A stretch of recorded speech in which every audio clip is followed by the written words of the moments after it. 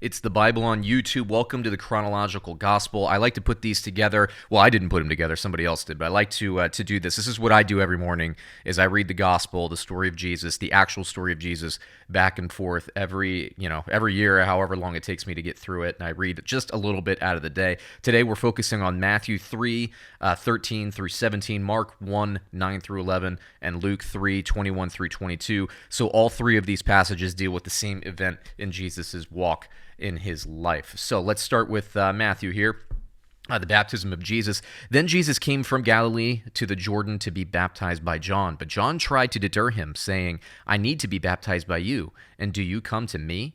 Jesus replied, Let it be so now. It is proper for us to do this to fulfill all righteousness. Then John consented. As soon as Jesus was baptized, he went up out of the water. At that moment, heaven was opened, and he saw the Spirit of God descending like a dove and alighting to him. And a voice from heaven said, This is my Son, whom I love. With him I am well pleased. The next bit is from Mark, so let's go with Mark's account of the events. At that time, Jesus came from Nazareth in Galilee and was baptized by John in the Jordan.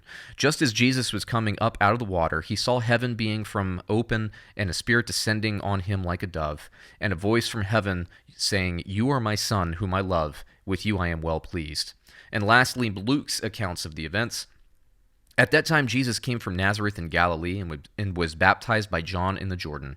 Just as Jesus was coming out of the water, he saw heaven from being torn open, and the Spirit descending on him like a dove, and a voice from heaven, You are my Son, whom I love.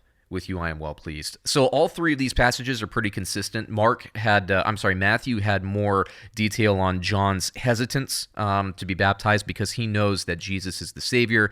You know, he, like a lot of people at that point, and a lot of people nowadays, say, I'm not really worthy. I shouldn't be baptizing you. You should be baptizing me. And Jesus said, hey, look, this has to be done, and you're the one to baptize me. And so it goes, right? So this starts kind of the tradition of baptism, which we see, all throughout Christianity.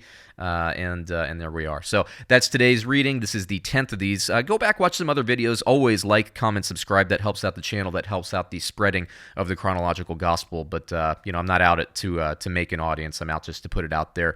Maybe somebody will come across it and find it useful someday. So there you go. Have a great day, everyone. God bless.